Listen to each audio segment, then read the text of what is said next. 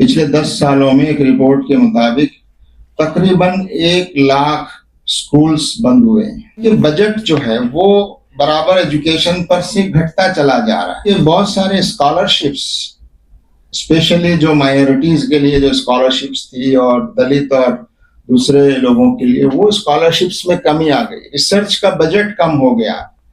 जो पीएचडी करने वाले और रिसर्च का जो मैदान है उसके बजट में बहुत ज्यादा कटौती। तो ये जो पक्षपातपूर्ण रवैया है माइनॉरिटी इंस्टीट्यूशंस के बारे में, और खास तौर से जबकि माइनॉरिटीज तालीम के मैदान में पहले से पिछड़े हुए हैं। अभी पिछले दिनों जुलाई में आपने देखा जंतर मंतर पर एक बहुत बड़ा आंदोलन हुआ। नौजवान नस्ल जिसको जेनजी कहा गया, उन्होंने शिक्षा को लेकर और नीट के पेपर्स लीक को लेकर और एजुकेशन सिस्टम में जो कमजोरियां और खराबियां आ रही हैं उसको लेकर अपनी नाराजगी का इजहार किया। और आपने, हम सब ने, देश ने देखा कि मौजूदा सरकार के जो एजुकेशन मिनिस्टर हैं उनको इस्तीफा देना पड़ा। जमात इस्लामी हिंद ये मानती है कि किसी एक मिनिस्टर के इस्तीफा देने से बहुत बड़ी तब्दीली नहीं आ सकती जब तक कि एजुकेशन के बारे में हमारा पूरा विजन और हमारा रवैया और हमारी मानसिकता और हमारे ऑब्जेक्टिव्स जब तक साफ न हो। आज हम देख रहे हैं कि तालीम जो है वो कॉमर्शलाइज होती जा रही है और सरकार की जो तालीम की जिम्मेदारी और उसका जो दायित्व है वो सरकार उससे पीछे हटती जा रही है। पिछले 10 सालों में एक रिपोर्ट के मुताबिक तकरीबन 1 लाख स्कूल्स बंद हुए हैं। सरकारी स्कूल्स की मैं बात कर रहा हूँ। और हमारे सरकारी स्कूलों में तालीम का मियार, क्वालिटी, इंफ्रास्ट्रक्चर, उसमें बहुत ज्यादा गिरावट आई है। दूसरी तरफ प्राइवेटाइजेशन बढ़ रहा है और प्राइवेट एजुकेशन के इंस्टीट्यूशंस को बढ़ावा मिल रहा है, उसमें कोई हर्ज की बात नहीं है, लेकिन सरकार अपनी जिम्मेदारी से पीछे नहीं हट सकती। ये बात जमात इस्लामी हिंद पहले भी कहती रही है। दूसरा ये कि बजट जो है वो बराबर एजुकेशन पर से घटता चला जा रहा है और हम बराबर डिमांड करते रहे। जमात इस्लामी हिंद हर साल बजट से पहले अपनी प्रेस कॉन्फ्रेंस में इस बात को कहती रही कि कम से कम 6% जीडीपी का तालीम पर, एजुकेशन पर खर्च होना चाहिए। अभी तक हम उससे काफी दूर हैं। और दूसरा ये कि बहुत सारे स्कॉलरशिप्स, स्पेशली जो माइनॉरिटीज के लिए जो स्कॉलरशिप्स थी और दलित और दूसरे लोगों के लिए, वो स्कॉलरशिप्स में कमी आ गई। रिसर्च का बजट कम हो गया। जो पीएचडी करने वाले और रिसर्च का जो मैदान है उसके बजट में बहुत ज्यादा कटौती वो कर दी गई।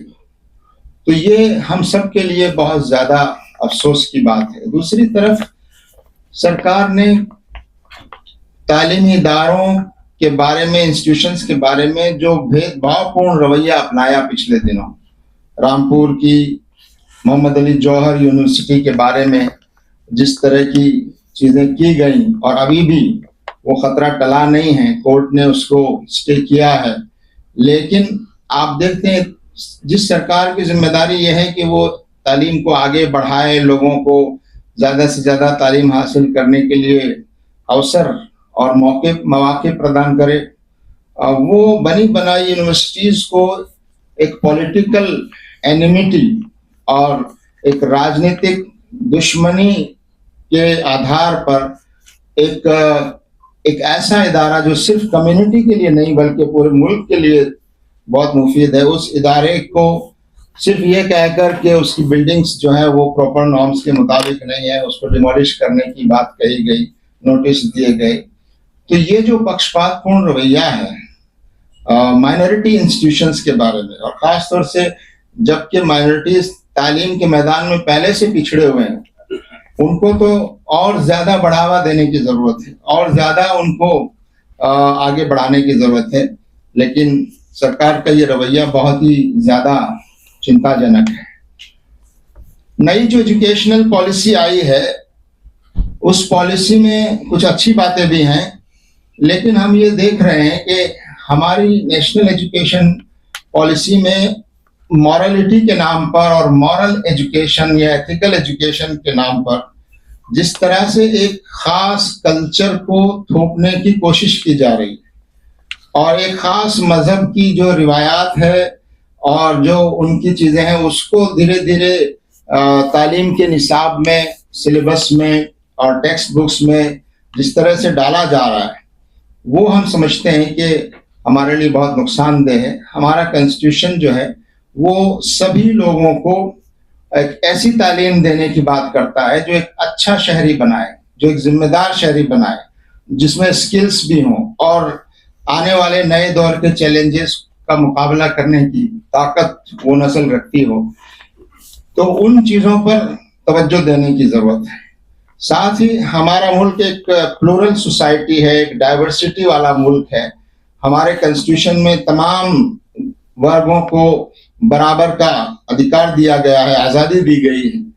उसका ख्याल रखना बहुत ज़रूरी है कि हम दूसरे की आस्थाओं का, दूसरे के ख्यालात का सम्मान करना सीखें, एक टॉलरेंस पैदा करें और किसी पर कोई विचार थोपा नहीं जाए, किसी पर कोई आइडियोलॉजी और कोई कल्चर और कोई रस्म व रिवाज वो थोपे नहीं जाने चाहिए और सबको सम्मान हो। तो कॉन्स्टिट्यूशन की जो हमारी वैल्यूज हैं, उन वैल्यूज को बढ़ावा देने की जरूरत है हमारे एजुकेशन के सिस्टम में, कि लोग एक दूसरे के साथ आदर और सम्मान के साथ पेश आएं, एक दूसरे के साथ इंसाफ करना सीखें, आपसी मोहब्बत और भाईचारे का माहौल जो है उसको परवान चढ़ाया जाए।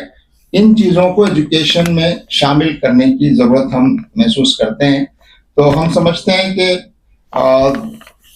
जमात इस्लामी हिंद ने जो बातें कही हैं, पहले भी हम कहते रहे हैं कि इन पहलुओं पर ख़ास तौर से ध्यान दिए जाने की ज़रूरत है कि हम बजट में तालीम का बजट बढ़ाएं, रिसर्च के लिए ज़्यादा फंडिंग दें, जो स्कूल बंद हुए हैं उन स्कूलों को दोबारा शुरू करें और जो ऐसे इलाके और तबकात हैं जहाँ तक एजुकेशन नहीं पहुँच पा रही है, वहाँ एजुकेशन को पहुँचाने के लिए माकूल इंतज़ाम किया जाए, रिसर्च में बजट बढ़ाया जाए, माइनॉरिटीज़ की जो स्कॉलरशिप्स हैं उनको फिर से जो है वो पहले की तरह उसको बहाल करने की ज़रूरत है।